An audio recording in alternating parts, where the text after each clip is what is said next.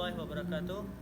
Innal hamdalillah nahmaduhu wa nasta'inuhu wa nastaghfiruh wa na'udzu billahi min shururi anfusina wa min sayyiati a'malina. May yahdihillahu fala mudhillalah wa may yudlilhu fala hadiyalah. Asyhadu an la ilaha illallah wa asyhadu anna Muhammadan abduhu wa rasuluh. Kaum muslimin wal muslimat yang dirahmati Allah, pertama-tama marilah senantiasa kita mengucapkan rasa tasyukur kita kepada Allah Subhanahu wa taala karena berkat rahmat, hidayah dan nikmatnya kita masih berjumpa di bulan suci Ramadan ini untuk meningkatkan ketakwaan kita kepada Allah Subhanahu wa taala dengan menjalankan ibadah puasa. Selawat berserta salam marilah senantiasa kita hadiahkan kepada Nabi besar kita, Nabi Muhammad sallallahu alaihi wasallam, dengan mengucapkan Allahumma sholli ala sayyidina Muhammad wa ala ali sayyidina Muhammad. Dalam kaidah thalibul ilmi, menuntut ilmu dalam Islam itu wajib, seperti yang sudah dijelaskan dalam hadis riwayat Ibnu Majah dari sahabat Anas bin Malik radhiyallahu an yang disahihkan oleh Al-Albani dalam Sahih Al-Jami' As-Shaghir. Rasulullah sallallahu alaihi wasallam bersabda, "Thalibul ilmi faridatun kulli ala muslim." Menuntut ilmu itu wajib bagi setiap muslim. Orang yang menuntut ilmu, maka Allah akan memberikan sedikit 3 keutamaan baginya, yang akan saya sampaikan sesuai dengan judul hari ini, yaitu 3 keutamaan dalam menuntut ilmu. Yang pertama, orang yang menuntut ilmu akan diangkat derajatnya oleh Allah Subhanahu wa taala seperti yang sudah dijelaskan dalam Quran surah Al-Mujadilah ayat 11. A'udzubillahi minasyaitonirrajim. Bismillahirrahmanirrahim. Ya ayyuhallazina amanu idza qila lakum tafassahu fil majalisi fafsahu yafsahullahu lakum wa idza qila inshuzu fanshuzu yarfa'ullahu allazina amanu minkum wallazina utul ilma darajah wallahu bima ta'maluna khabir. Yang artinya, hai orang-orang yang beriman, apabila dikatakan kepadamu berlapang-lapanglah dalam majelis, maka lapangkanlah, niscaya Allah akan memberikan kelapangan untukmu. Dan apabila dikatakan berdirilah kamu, maka berdirilah, niscaya Allah akan meninggikan orang-orang yang beriman di antaramu dan orang-orang yang memiliki ilmu pengetahuan beberapa derajat. Sesungguhnya Allah Maha mengetahui apa yang kita kerjakan. Lalu yang kedua, orang yang berilmu akan diberi kebaikan di dunia dan di akhirat, seperti yang sudah dijelaskan dalam Quran surah Al-Baqarah ayat 269.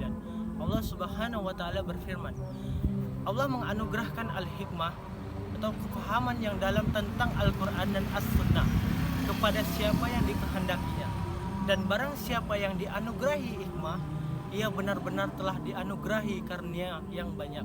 Dan hanya orang-orang yang berakallah yang dapat mengambil pelajaran dari firman Allah. Lalu yang ketiga, orang yang berilmu dimudahkan jalannya menuju surga. Dalam sebuah hadis tentang keutamaan ilmu pengetahuan dalam Islam, Rasulullah Shallallahu Alaihi Wasallam bersabda, yang artinya, siapa yang menempuh jalan untuk mencari ilmu, maka Allah akan mudahkan baginya jalan menuju surga. Hadis riwayat Muslim nomor 2699.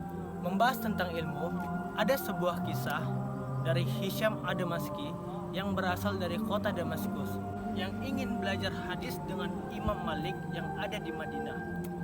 Orang tua dari Hisham ad-Damaski itu rela menjual rumahnya agar Hisham ad-Damaski bisa belajar dengan Imam Malik tentang hadis. Subhanallah, begitu besar pengorbanan dari kedua orang tua Hisham ad-Damaski agar Hisham ad-Damaski bisa menuntut ilmu dengan Imam Malik di Madinah. Ada suatu kisah yang menarik. Ketika Hisham ad-Damaski sampai di majelis Imam Malik, beliau melakukan suatu kesalahan lalu dipukul oleh asistennya Imam Malik. Atas perintah langsung dari Imam Malik, ia mendapatkan 15 kali pukulan.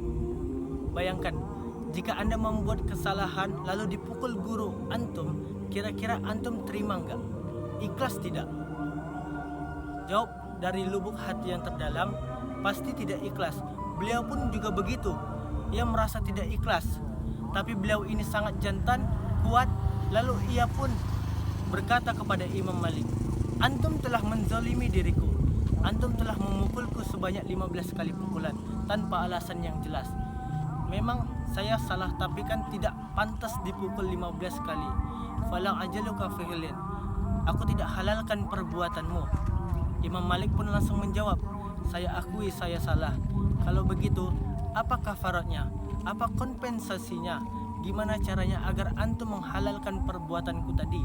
Sekarang bagaimana aku bisa memperbaiki kesalahanku? Apa kata Hisham Ad-Damaski?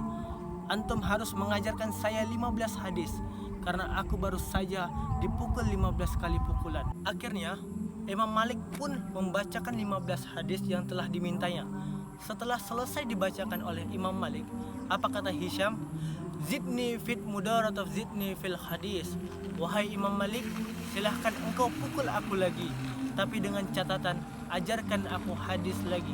Subhanallah, begitu besar tekad yang dimiliki oleh Hisham Ad-Damaski yang ingin belajar, yang ingin menuntut ilmu agar ia bisa membagikan ilmunya kepada orang lain. Masya Allah, begitu banyak keutamaan-keutamaan dari menuntut ilmu, bahwasanya ilmu adalah sesuatu hal yang luar biasa yang bisa menuntun kita mendapatkan ridho dari Allah Subhanahu wa Ta'ala. Saya Fikri Ramadan, semoga apa yang saya sampaikan bisa menambah ilmu pengetahuan pada antum semua. Billahi taufiq wal hidayah. Wassalamualaikum warahmatullahi wabarakatuh.